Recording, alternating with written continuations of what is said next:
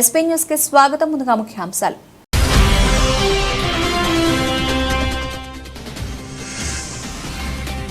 America మాజీ అధ్యక్షుడు Trump పై కాల్పులు, ఎన్నికల ప్రచారంలో ప్రసంగిస్తుండగా దుశ్చర్య.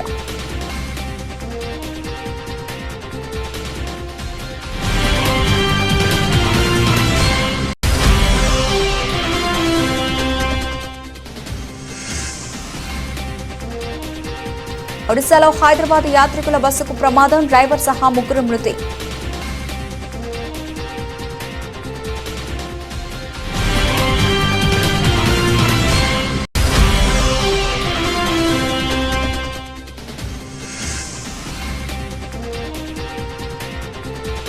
తిరుపతికి చేరుకున్న అమరావతి రైతుల పాదయాత్ర, రేపు మొక్కుల చెల్లింపు.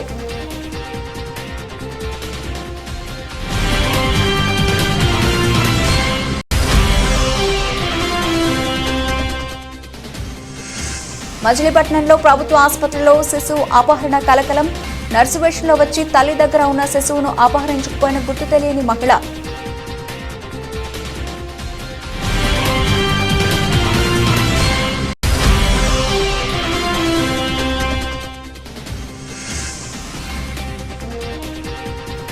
ప్రజాభవన్లోని నల్లపోచమ్మ దేవాలయంలో బోనాల ఉత్సవాలు, హాజరైన సీఎం రేవంత్ రెడ్డి.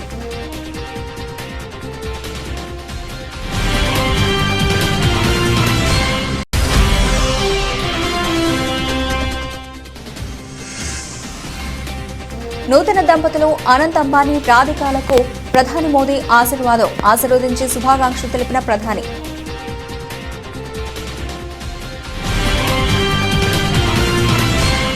అగ్రరాజు అమెరికా ఉలిక్కిపడే ఘటన జరిగింది. ఆ దేశ మాజీ అధ్యక్షుడు, రిపబ్లికన్ పార్టీ అధ్యక్ష అభ్యర్థి అయిన డొనాల్డ్ ట్రంప్పై దుండగులు కాల్పులకు పాల్పడ్డారు.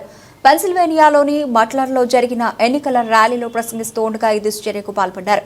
ట్రంప్కు చెవి దగ్గర తీవ్రమైన గాయమైంది, తీవ్ర రక్తస్రావమైంది. బుల్లెట్ తగిలిన విషయాన్ని గుర్తించిన వెంటనే ట్రంప్ తాను ఉన్న ప్రదేశంలో కిందికి వంగారు. తక్షణమే అప్రమత్తమైన భద్రతా సిబ్బంది మాజీ అధ్యక్షుడికి రక్షణ కవచాన్ని ఏర్పాటు చేశారు. సీక్రెట్ సర్వీస్ ఏజెంట్స్ తక్షణమే ఆయనను హాస్పిటల్కు తరలించారు. ప్రస్తుతం ఆయన చికిత్స పొందుతున్నారు. కాగా ఈ ఘటనలో 2 వ్యక్తులు మృత్యువాత పడ్డారు. చనిపోయిన వారిలో నిందితుడు కూడా ఉండి ఉండొచ్చని పోలీసులు అనుమానిస్తున్నారు.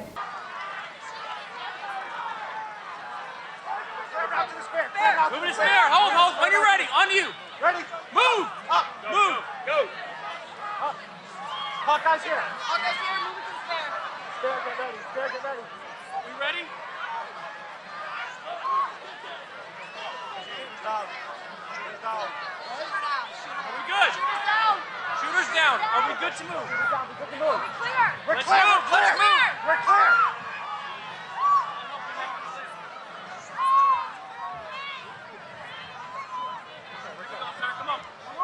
Let me get my shoes. Got you, sir. I got you, sir. Let me get my shoes, sir. Hold that in your head. It's bloody. So we gotta move to the bus. Let me get my shoes. Okay, my shoes down. My shoes. Watch out. Wait.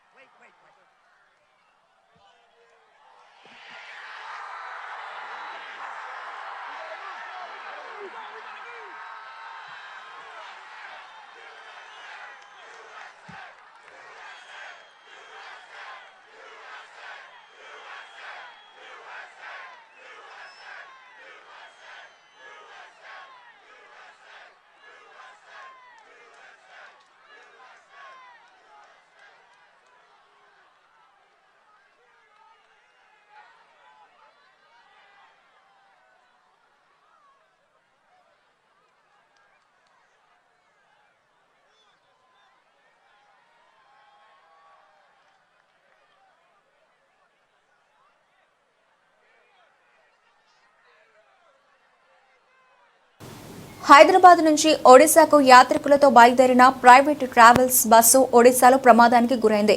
Bus driver సహా ముగ్గురు అక్కడికక్కడే మృతి చెందారు. మరో 15 మంది తీవ్రంగా గాయపడ్డారు. ప్రమాద సమయంలో బస్సులో 30 మంది ఉన్నట్లు తెలిసింది. వీరంతా హైదరాబాద్ పాత బస్తీలోని ఛత్రనాకకు చెందిన వారిని సమాచారం. క్షతగాత్రులను ఆసుపత్రికి తరలించారు. అయితే ఈ ప్రమాదం ఎక్కడ జరిగింది, క్షతగాత్రులు ఎక్కడ చికిత్స పొందుతున్నారు వంటి వివరాలు తెలియాల్సి ఉంది.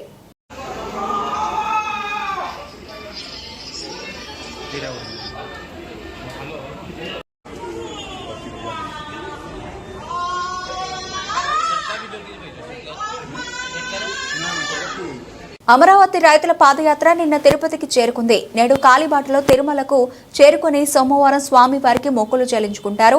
ఆంధ్రప్రదేశ్ కూటమి ప్రభుత్వం ఏర్పాటు కావడంతో దీక్ష విరమించిన అమరావతి రైతులు గత నెల 24న అమరావతి వెంకటపాలెం నుంచి తిరుమలకు పాదయాత్రగా బయలుదేరారు.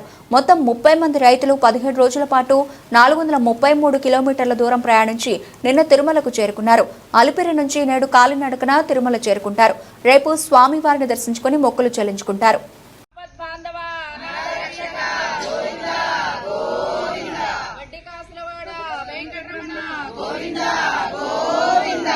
అమరావతి రక్షక, ఆంధ్రప్రదేశ్ పరిరక్షక, గోవింద గోవింద. జై అమరావతి, జై అమరావతి. న్యాయం గెలిచింది, ధర్మం గెలిచింది, ధర్మాన్ని కాపాడిన దేవాది దేవుళ్లకు, న్యాయాన్ని కాపాడిన న్యాయ దేవతలకు, ఆంధ్రప్రదేశ్ భవిష్యత్తును కాపాడిన ఓటర్ మహాశైలకు, ఆంధ్రప్రదేశ్ భవిష్యత్తును కాపాడిన ఓటర్ మహాశైలకు. కృష్ణా జిల్లా మచిలీపట్నంలోని సర్వజన ప్రభుత్వ ఆసుపత్రిలో 3 రోజుల శిశు అపహరణ ఘటన కలకలం సృష్టించింది. నిన్న అర్ధరాత్రి గుర్తు తెలియని మహిళ నర్సు వేషంలో వచ్చి తల్లి దగ్గర ఉన్న శిశువును అపహరించుకుపోయింది. కాసేపటి తర్వాత లేచి చూసిన తల్లి బిడ్డ కనిపించకపోవడంతో కుటుంబ సభ్యులకు చెప్పింది. వారు పోలీసులకు ఫిర్యాదు చేశారు. పోలీసులు అప్రమత్తమై గంటల వ్యవధిలో శిశువుని గుర్తించి తల్లి చెంతకు చేర్చారు. నా పేరు స్వరూప అండి. నేను 9వ తారీఖున ఇక్కడ 9వ తారీఖు నైట్ జాయిన్ అయ్యాము. ఆపరేషన్ చేశారు. అయితే నైట్ ఏమైందంటే బాబుని వేసుకుని పడుకున్నాను. నేను వాష్రూమ్కి వెళ్దామని లేచేసరికి నేను తెలియకుండానే వచ్చింది నాకు హెల్ప్ చేయడానికి. వచ్చి నన్ను లేపింది. నేను వాష్రూమ్కి వెళ్ళి వచ్చేదాకా బాబు దగ్గర ఉండి ఇంకా నేను బాబు దగ్గర పడుకున్నాను. నిద్రలోకి వెళ్ళగానే ఇంకా బాబుని తీసుకుని వెళ్ళిపోయిందండి. ఆవిడెవరో కూడా మాకు తెలియదు.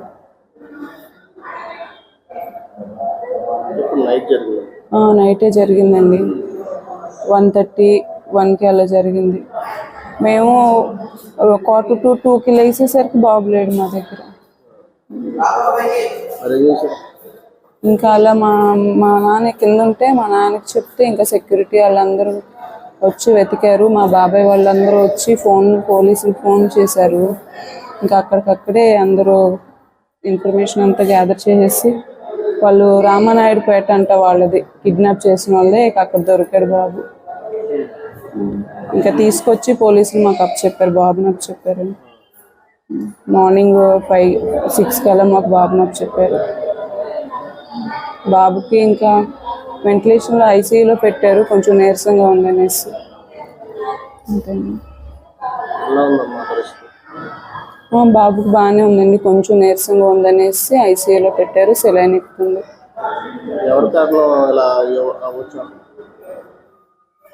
ఎవరు కారణమా అంటే మేము పడుకున్నామండి. సిబ్బంది కూడా ఉన్నారు అక్కడ, వాళ్ళు ఇన్ఛార్జి. అప్పుడే ఆమె బీపీ చూడటానికి అని వెళ్ళిందంట.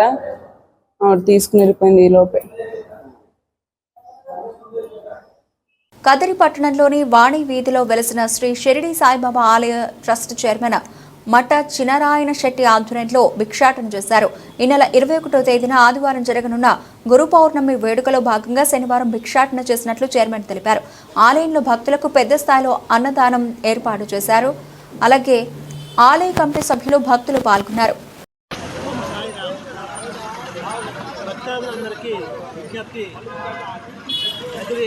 పట్టణంలో వాణి స్ట్రీట్ నందు వెలిసినటువంటి బాబా మందిరంలో గురు పౌర్ణిమ మహోత్సవం చాలా వైభవంగా జరుపుతున్నాము. అందులో భాగంగా మొట్టమొదట ఈ దినం శనివారం రోజు భిక్షా కార్యక్రమం మొదలుపెట్టాము. బాబా వారి ఆజ్ఞ ప్రకారము భిక్ష కార్యక్రమంలో మొట్టమొదటిగా ఈరోజు ఊళ్ళో అంతా భిక్ష చేసి ఆ వచ్చిన భిక్షతో వండి ఆయన స్వయంగా వండి ఆ ప్రసాదాన్ని భక్తులందరికీ పంచేవారు. అదేవిధంగా మేము కూడా పురవీధుల్లో తిరిగి భిక్ష వసూలు చేసి ఆ వచ్చిన భిక్షతో ప్రసాదము తయారు చేసి అన్నదానం వచ్చిన వాళ్ళందరికీ ఎంతమంది అయినా రాని పొద్దున్నే 10 గంటల నుంచి సాయంత్రం 4 గంటల వరకు నిర్విరామంగా జరుగుతూనే ఉంటుంది. కాబట్టి భక్తాదులందరూ ఆ రోజు ఇచ్చేసి ప్రసాదాలను స్వీకరించి తీర్థ ప్రసాదాలు స్వీకరించి మమ్మల్ని ఆనందించవలసింది తర్వాత బాబా కృపకు పాత్రలు కావాల్సిందిగా మిమ్మల్ని మరీ తిరుమల శ్రీవారి సుప్రభాత సేవలో ఆదివారం పలువురు పోలీసు అధికారులు దర్శించుకున్నారు. వీరిలో రాష్ట్ర డీజీపీ ద్వారకా తిరుమలరావు, కడప ఎస్పీ హర్షవర్ధన్ రాజు, రాజమహేంద్రవరం జిల్లా నూతన ఎస్పీ నరసింహ కిషోర్లు కుటుంబ సభ్యులతో కలిసి స్వామివారి సేవలో పాల్గొని దర్శించుకున్నారు. వీరికి ఆలయ అధికారులు స్వాగతం పలికి దర్శనం ఏర్పాట్లు చేశారు. దర్శనం అనంతరం ఆలయ రంగనాయక మండపంలో ఆలయ అధికారులు తీర్థ ప్రసాదాలు అందజేశారు.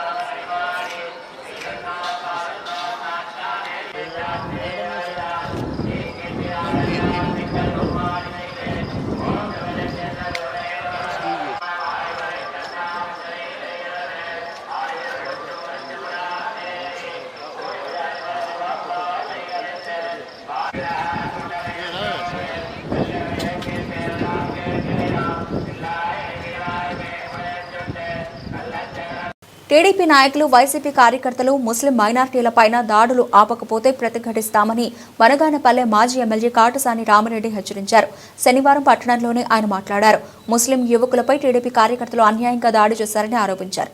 పోలీసులు ఉన్నారని, అధికారం ఉంది కదా అని ఇష్టానుసారంగా ప్రవర్తిస్తే సహించేది లేదన్నారు. అలాగే కొనసాగితే ప్రజలే తిరుగుబడే రోజులు వస్తాయన్నారు. ఈరోజు మీ పార్టీకి ఓటేసినారు. మీకు అన్ని విధాలుగా ఈరోజు ఈ పార్టీలోకి సంపూర్ణమైన మెజార్టీ కూడా టౌన్ నుంచి కూడా టీడీపీకే రావడం జరిగింది. అయినప్పటికీ కూడా ఈరోజు ముస్లిం యువకులు మీద దాడులు చేసి వాళ్ళను మరి భయభ్రాంతకు గురి చేసి ఇంకా భయపెట్టాలని చెప్పి ప్రయత్నం చేస్తూ ఉన్నారు. ఏదో ఒకరోజు ఖచ్చితంగా తిరగబడే రోజు కూడా అది త్వరలోనే వస్తుంది. కాబట్టి జాగ్రత్తగా ఉండండి. మీరు ఈరోజు ఈ ముస్లింలు యువకుల మీద ఎందుకు దాడి చేస్తూ ఉన్నారు? వాళ్ళు చేసిన పాపం ఎక్కడ? మరి ఈరోజు వాళ్ళు ఏదో ప్రశాంతంగా ఎప్పుడు కూడా మరి ఎంతోమంది ఎమ్మెల్యేలు వచ్చినారు. గతంలో నేను కూడా 2 సార్లు ఎమ్మెల్యేగా ఉన్నాను. ఎక్కడ కూడా ముస్లింల జోలికి వెళ్లకుండా, ముస్లింలు అంటే మాకు ప్రత్యేకమైన అభిమానం ఉంది. మరి వాళ్ళు ఓట్లు వేసినా వేయకపోయినా కూడా మరి అటువంటి ముస్లింల మీద, హిందువుల మీద ఎందుకు దాడులు చేస్తూ ఉన్నారు? మరి ఈరోజు ప్రతి పార్టీలో కూడా కార్యకర్తలు అనేది ప్రతి పార్టీకి ఉండడం సహజంగా ఉంటుంది. మరి మీ పార్టీలో ఉన్నారు, మరి మేము కూడా 5 సంవత్సరాలు ఎమ్మెల్యేగా ఉన్నాను, గతంలో ఉన్నాను. ఎప్పుడు కూడా ఇటువంటి పరిస్థితులు, ఇటువంటి భయానక పరిస్థితులు ఎప్పుడు కూడా లేవు. ఈరోజు ప్రతిదానికి ఈరోజు పోలీసును అడ్డం పెట్టుకొని ఏం చేసినా కూడా మా కేసులు ఉండవు. ఒక పొగరు, ఎందుకంటే మేమేం మాకు అధికార పార్టీ ఉంది, మాకు మంత్రి ఉన్నాడు అని ఒక పొగురుతో ఈరోజు ఈ కార్యకర్తలు చేస్తూ ఉన్నారు. అది ఎన్నో రోజులు కూడా మేము సహించే ప్రసక్తి లేదు. ఎప్పుడో ఒకసారి ఖచ్చితంగా దీనికి మరి ఒక పరిష్కారం అంటే ఇది ఖచ్చితంగా త్వరలోనే ఉంటుందని చెప్పి కూడా తెలియజేస్తూ ఉన్నాం. ఈ యొక్క దాడులు అనేది మరి ఈరోజు చాలా వరకు అన్ని ప్రాంతాల్లో కూడా, ఎందుకంటే గతంలో ఎన్నడూ లేని విధంగా కూడా చేయడం జరుగుతూ ఉంది. కాబట్టి ఈరోజు ఈ యొక్క మేనిఫెస్టో ఏదైతే ఉందో, మీరు ప్రభుత్వం వచ్చింది, ఈ ప్రభుత్వము మరి దీన్ని ఈ మేనిఫెస్టో ఏదైతే ఉందో, మీరు ఈ యొక్క పథకాలు ఏవైతే ఈ యొక్క సూపర్ 6 అని పథకం ఏదైతే పెట్టినారో అవన్నీ కూడా ప్రజలకు అందజేసి మంచి పేరు సంపాదించుకోవాలి. దాన్ని ఏదో విధంగా కప్పిపుచ్చుకోవడానికి, మసిపూచి మారేడుగా చేసేదానికి ప్రయత్నాలన్నీ చేస్తూ ఉన్నారు. కాబట్టి ఈరోజు మా పేదలకు అందించే రేషన్ బియ్యాన్ని తక్కువ ధరకు కొనుగోలు చేసి సొమ్ము చేసుకుంటున్న మాఫియాను నిలువరించేందుకు ప్రభుత్వం చర్యలు తీసుకుంటోందని రాజాం ఎమ్మెల్యే మురళీమోహన్ ఆదివారం అన్నారు. ఎక్కడైనా రేషన్ బియ్యం రవాణా చేస్తే అధికారులకు సమాచారం ఇవ్వాలని కోరారు. అక్రమార్కులు, అడ్డదారుల్లో విదేశాలకు రేషన్ బియ్యాన్ని ఎగుమతి చేస్తున్నారని తెలిపారు. ఇక్కడ 15 రూపాయలు కొని విదేశాల్లో 100 రూపాయలకు అమ్ముతున్నారని అన్నారు. మంత్రి మనోహర్ గారు కూడా మరి అన్ని జిల్లాలు తిరుగుతూ ఈరోజు మరి పీడిఎస్ రైస్ ఏ విధంగా మరి దొంగతనం చేయబడిందో అవన్నీ కూడా కంట్రోల్ చేయడం జరుగుతుంది. ఇప్పటికి కూడా ప్రభుత్వం కొన్ని వేల కోట్ల రూపాయలు ఖర్చు పెడుతున్నాం. అందుకు దయచేసి పౌరులందరూ కూడా అలర్ట్గా ఉండాలి. ఇలాంటి దొంగ బియ్యాన్ని ఎవరైనా ఎక్స్పోర్ట్ చేసినా కొన్నా ఇమీడియట్గా ప్రభుత్వానికి లేకపోతే మాకు చెప్తే డెఫినెట్గా వారి మీద యాక్షన్ తీసుకుంటాం. ఎందుకంటే బియ్యం చాలా వరకు కూడా విదేశాలకు ఎగుమతి అవుతుంది. ఇక్కడ 15 రూపాయలు తీసుకొని మరి విదేశాల్లో 100 రూపాయలు కూడా అమ్ముకునే పరిస్థితి ఉంది. ఇది పెద్ద స్కాము. ఇన్ని సంవత్సరాలు ఏ ప్రభుత్వం కూడా దీని మీద దృష్టి పెట్టలేదు. కానీ చంద్రబాబు నాయుడు గారు అలాగే ఈరోజు దాని కన్సర్న్ మినిస్టర్ మనోహర్ గారు కూడా చాలా దృష్టి పెట్టడం వల్ల ఈరోజు స్కామ్లన్నీ బయటకు వస్తున్నాయి. దయచేసి ఇవన్నీ కూడా అంటే మన యొక్క స్థితిగతులే మారాలి అంటే అన్నీ ట్రాన్స్పరెంట్గా ఉండాలి. ఈ ప్రభుత్వం అన్ని విధాలా ట్రాన్స్పరెంట్గా ఉంటుంది. ప్రభుత్వంపై వైసీపీ నేతలు చేస్తున్న వ్యాఖ్యలపై టీడీపీ నేత బుద్ధ వెంకన్న తీవ్ర స్థాయిలో ఫైర్ అయ్యారు. విజయవాడలోని తన కార్యాలయంలో ఆయన మాట్లాడుతూ మాజీ మంత్రులు గుడివాడ అమర్నాథ్, పేర్ని నాని మతి భ్రమించి మాట్లాడుతున్నారని ఎద్దేవా చేశారు. ప్రజలు చీకొట్టినా ఇంకా వైసీపీ నాయకులకి సిగ్గు రాలేదని అన్నారు. నెల రోజుల్లో రాష్ట్రంలో చంద్రబాబు అనేక మార్పులను తీసుకొచ్చారని ఆయన స్పష్టం చేశారు. పదవికాంక్ష తప్ప వేరేదే లేదు. ప్రజల గురించి పట్టించుకోవడం కానీ ప్రజా సేవ చేయడం కానీ జగన్మోహన్ రెడ్డి దగ్గర నుంచి కింద స్థాయి వరకు పదవికాంక్ష తప్ప వేరే ఆలోచనే లేదు. మరి ఈయనకి ఏమైనా కళ్ళకు వచ్చి చెప్పాడండి బీపీసీఎల్ రాష్ట్రానికి 60,000 కోట్లు తీసుకొస్తారని. మరి జగన్మోహన్ రెడ్డి ఎందుకు చెప్పలేదు ఆ రోజు ప్రజలకి? చంద్రబాబు నాయుడు గారి మీద నమ్మకంతో ఇవాళ బీపీసీఎల్ వాళ్ళు 60,000 కోట్లు ఇక్కడ పెట్టుబడి పెట్టడానికి వస్తున్నారు. అంతేకాని జగన్మోహన్ రెడ్డి ముఖ్యమంత్రిగా ఉంటే 60,000 కోట్లు ఇక్కడ పెట్టుబడి పెడితే అందులో మొత్తం 30,000 కోట్లు జగన్మోహన్ రెడ్డి కొట్టేస్తాడని తెలిసి ఏ కంపెనీలు కూడా ఇక్కడ పెట్టుబడులు పెట్టడానికి రాలేదు. చంద్రబాబు నాయుడు గారి మీద నమ్మకంతో ఆ రోజు కియా కంపెనీ ఇక్కడ పెడితే మీ పార్లమెంట్ సభ్యుడు ఏం చేశాడో ప్రజలందరికీ తెలుసు కదా. అందులో వాటా అడిగాడు. అక్కడ ఉన్నటువంటి పార్లమెంట్ సభ్యుడు అందులో వాటా అడిగాడు. కియా కంపెనీలో వాటా ఇస్తారు ఎవడన్నా? అమర్ రాజా ఫ్యాక్టరీలోని వాళ్ళని ఇబ్బంది పెడుతున్నారు కదా, ఇక్కడి నుంచి వాళ్ళు తెలంగాణకు షిఫ్ట్ అయ్యింది. అసలు మీరు మధ్య ఉండి మాట్లాడుతున్నారా, మధ్య లేకుండా మాట్లాడుతున్నారా? వీళ్ళు ఎప్పుడైతే పేరు నాని వాళ్ళ కొడుకు ఓడిపోయాడో, ఎప్పుడైతే ఈ అమర్నాథ్ రెడ్డి హైయెస్ట్ మెజార్టీ, సిగ్గు కూడా లేదు, సిగ్గు ఉన్నారు మాట్లాడడానికి. హైయెస్ట్ మెజార్టీ, రాష్ట్రంలో హైయెస్ట్ మెజార్టీతో ఓడిపోయిన అమర్నాథ్ రెడ్డి, గురువాడ అమర్నాథ్ నీతులు చెప్తున్నాడయ్యా. నీతులు మాట్లాడడానికి, నీతులు చెప్పడానికి కూడా ఒక అర్హత ఉండాలి కదా నీకు. ఎక్కడ నీకు అర్హత? హైయెస్ట్ మెజార్టీతో ఓడిపోయి మళ్ళీ తొగనమ్మ అని బయటల ముందుకు వచ్చి అబద్ధాలు ఆడతాం. భోగాపురం ఎయిర్పోర్టు జగన్మోహన్ రెడ్డి గారు అయ్యాములో చేశారంట. అది చంద్రబాబు నాయుడు గారు భోగాపురం ఎయిర్పోర్టు తీసుకొచ్చారు. తర్వాత మీరు దాన్ని నాశనం చేశారు.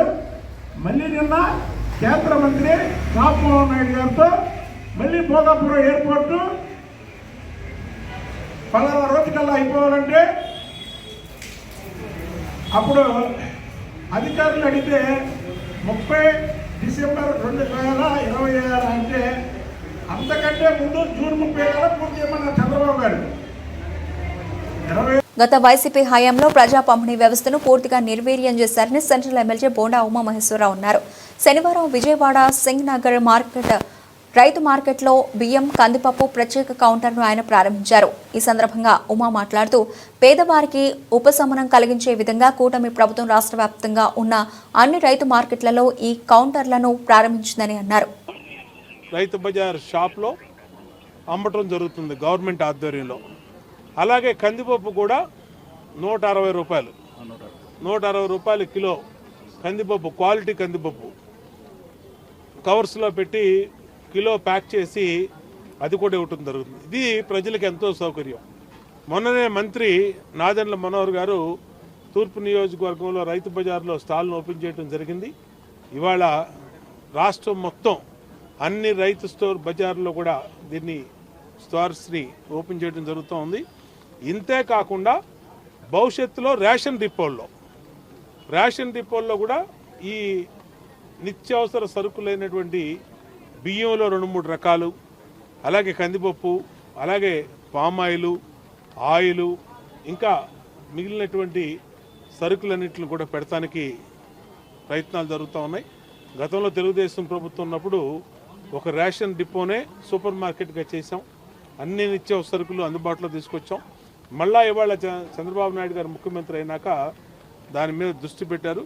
గతంలో 5 ఏళ్ళు ప్రజా పంపిణీ వ్యవస్థ జగన్మోహన్ రెడ్డి పరిపాలనలో నిర్వీర్యమైంది. ఈరోజు మళ్ళా వాటికి పూర్వ వైభోగం వచ్చింది. ప్రజలందరూ కూడా ఈ సేవల్ని వినియోగించుకోవాలని కూడా తెలియజేస్తా ఉన్నాం. క్వాలిటీ కందిపప్పుని, క్వాలిటీ బియ్యాన్ని తక్కువ ధరకే రైతు బజార్లో కొనమని కూడా ప్రజలకు విజ్ఞప్తి చేస్తాం. ఖమ్మం నగరంలోని గోపాలపురం వద్ద ఆదివారం ఆగి ఉన్న లారీని కార్గో వాహనం ఢీకొట్టింది. ఈ ప్రమాదంలో డ్రైవర్ స్వల్ప గాయాలతో బయటపడ్డాడు. స్థానికులు డ్రైవర్ను సమీప హాస్పిటల్కు తరలించారు. జాతీయ రహదారిపై లారీ పార్కింగ్ చేయడంతో ప్రమాదం చోటు చేసుకుంది. స్థానికుల సమాచారం మేరకు ఘటనా స్థలానికి చేరుకున్న పోలీసులు దర్యాప్తు చేపట్టారు.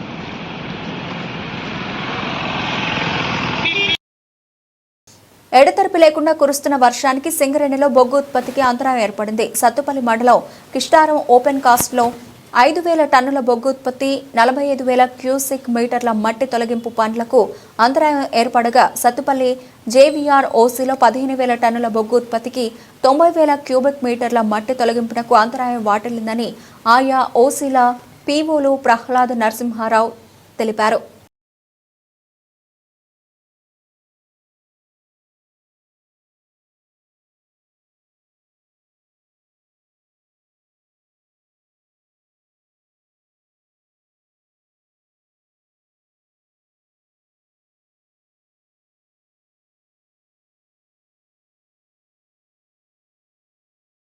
ఆషాఢ మాసం సందర్భంగా ప్రజాభవన్లోని నల్లపోచమ్మ దేవాలయంలో నిర్వహిస్తున్న బోనాల ఉత్సవాలకు విచ్చేసిన సీఎం రేవంత్ రెడ్డికి స్వాగతం పలికిన డిప్యూటీ సీఎం భట్టి విక్రమార్క, ఆయన సతీమణి నందిని మరియు కుటుంబ సభ్యులు.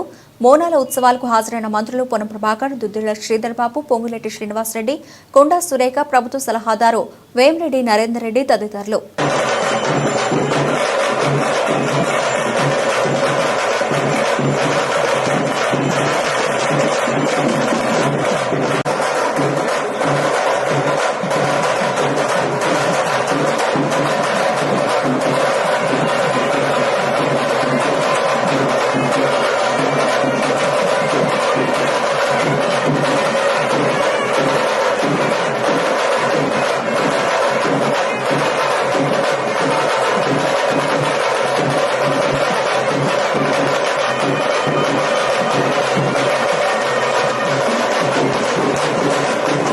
హైదరాబాద్ సోమాజిగూడ ప్రెస్ క్లబ్ కేంద్రంగా తెలంగాణ రాష్ట్ర వ్యాప్తంగా పనిచేస్తూ ఉన్న అవుట్సోర్సింగ్ ఉద్యోగుల రౌండ్ టేబుల్ సమావేశం నిర్వహించబడింది. దానికి గాను టీజీఓ, టీఎన్జీఓ ఉద్యోగ సంఘాల నాయకులు ఏలూరు శ్రీనివాసరావు, మారం జగదీశ్వరరావు, రాజకీయ నాయకులు, మేధావులు, వివిధ సంఘాల నాయకులు పాల్గొన్నారు. ముఖ్యమంత్రి వెంటనే అవుట్సోర్సింగ్ ఉద్యోగుల యొక్క బ్రతుకులు మారాలంటే రెగ్యులరైజేషన్ ప్రక్రియ చేపట్టాలి అని సోమాజిగూడ ప్రెస్ క్లబ్ కేంద్రంగా డిమాండ్ చేయడం జరిగింది. వచ్చే అసెంబ్లీ సమావేశాల్లో రాష్ట్ర వ్యాప్తంగా పనిచేస్తున్న అవుట్సోర్సింగ్ ఉద్యోగులకు సంబంధించిన కంటిన్యూయేషన్ జీవోలను ఇస్తూ అసెంబ్లీ వేదికగా బడ్జెట్ రూపకల్పన చేయాలని ముఖ్యమంత్రికి విజ్ఞప్తి చేస్తున్నారు. ఈ కార్యక్రమంలో రాష్ట్ర జేఏసీ నాయకులు జగదీష్, శ్రీధర్, యాదగిరి తదితరులు పాల్గొన్నారు. అవసరం ఉన్నది. ఒక సామెత ఉంటుంది మనం తెలంగాణలో, పంట వండినా పాటే, పంట ఎండినా పాటే. మన తెలంగాణ అవుట్సోర్సింగ్ ఉద్యోగులు ఎట్లా ఉందంటే ఒడవడి ముచ్చట. కొద్దిగా దాకా మాట్లాడినా కూడా ఇది ఒడవడి ముచ్చట. కాబట్టి కొత్త సీసాలో పాత మందు అనే విధంగా కాకుండా వచ్చిన మన కాంగ్రెస్ ప్రభుత్వం, గౌరవ ముఖ్యమంత్రి రేవంత్ రెడ్డి గారు మన అవుట్సోర్సింగ్ ఉద్యోగుల జీవితాల్లో వెలుగు నింపాలని, ప్రతి నెల ఉద్యోగుల జీవితాలకి సంబంధించిన జీతాలని అకౌంట్లో వేసే విధంగా ఎవ్రీ ఇయర్ కంటిన్యూషన్ ఇవ్వాలి. పే స్కేల్ విధానం ఇస్తే వచ్చిన నష్టం ఏందో మరి గత ప్రభుత్వంలో అందరం స్వేచ్ఛ లేకుండా బతికినాం. ఇప్పుడు స్వేచ్ఛ వాయువులు పీల్చే వాతావరణంలోకి వచ్చినాం కాబట్టి 100% న్యాయం జరగాలని ఆశించడమే కాదు, ఇది ఒక ఉద్యమంలాగా మనం అందరం ముందుకు తీసుకోవాలి. తెలంగాణలో మరొక ఉద్యమం జరుగుతుంది అంటే ఇది అవుట్సోర్సింగ్ ఉద్యమం అని చెప్పుకోవాలి. ఇప్పటికీ ప్రమాదంలో చనిపోయిన కుటుంబాలని ఏ ప్రభుత్వం ఆదుకోలేదు. మేమైతే చెప్తున్నాం, అవుట్సోర్సింగ్ ఉద్యోగుల పక్షాన అవుట్సోర్సింగ్ ఉద్యోగి చనిపోతే వచ్చిన జీతాల నుంచి వెళ్ళి తలా 500-1000 ఇచ్చి ఆ కుటుంబాన్ని కాపాడుకుంటున్నాం. ప్రభుత్వాలకి ప్రమాద బీమా ఇవ్వాలని తెలియదా? కడుపులో పెట్టుకోవాలని చూసుకొని తెలియదా? మరి ఎందుకు ఇంత వివక్షకు గురవుతున్నాం? మరి మనలో మన ఐక్యత లేకపోతే ప్రభుత్వాల అంగరంగ వైభవంగా యావత్ దేశం దృష్టిని ఆకర్షించేలా శుక్రవారం వైవాహిక బంధంలోకి అడుగుపెట్టిన అనంత్ అంబానీ రాధికా మర్చెంట్ దంపతులను ప్రధానమంత్రి నరేంద్ర మోదీ దీవించారు. శనివారం రాత్రి ముంబైలోని జియో వరల్డ్ సెంటర్లో జరిగిన శుభాశీర్వాద్ వేడుకకు ఆయన హాజరయ్యారు. నూతన దంపతులను ఆశీర్వదించి శుభాకాంక్షలు తెలిపారు. అనంత్ అంబానీ తండ్రి, ఆసియాలోని అత్యంత సంపన్న వ్యక్తి ముఖేష్ అంబానీ, నీతా అంబానీతో పాటు కుటుంబ సభ్యులందరినీ ప్రధాని మోదీ పలకరించారు. తన కొడుకుని ఆశీర్వదించేందుకు వచ్చిన ప్రధాని మోదీకి ముఖేష్ అంబానీ సాదర స్వాగతం పలికారు.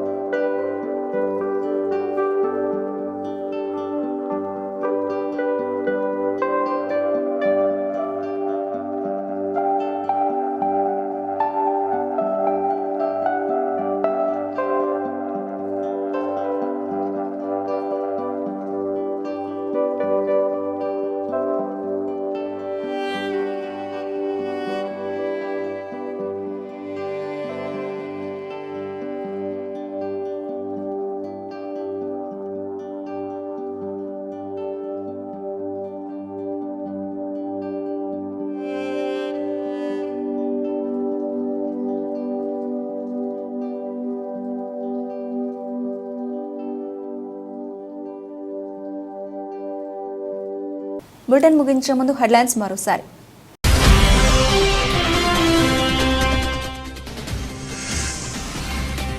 అమెరికా మాజీ అధ్యక్షుడు ట్రంప్పై కాల్పులు, ఎన్నికల ప్రచారంలో ప్రసంగిస్తుండగా దుశ్చర్య.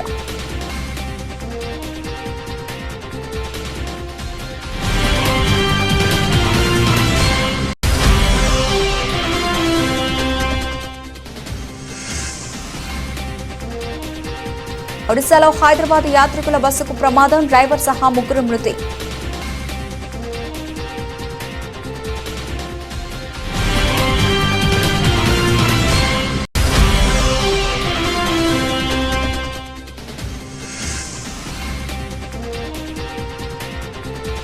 తిరుపతికి చేరుకున్న అమరావతి రైతుల పాదయాత్ర, రేపు మొక్కుల చెల్లింపు.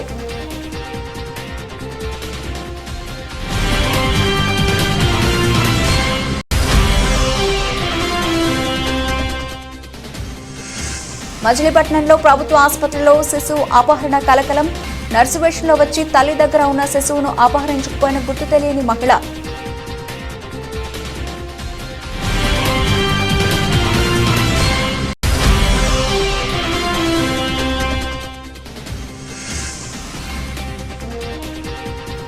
ప్రజాభవన్లోని నల్లపోచమ్మ దేవాలయంలో బోనాల ఉత్సవాలు, హాజరైన సీఎం రేవంత్ రెడ్డి.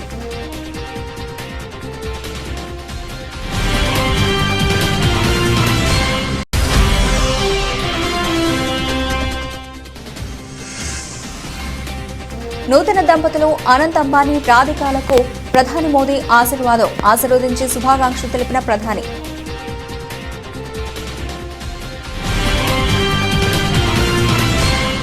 ఇవి ప్రవర్తన బులెటిన్ అప్డేట్స్. మరిన్ని అప్డేట్స్తో మళ్ళీ కలుద్దాం. అంతవరకు సెలవు. నమస్తే.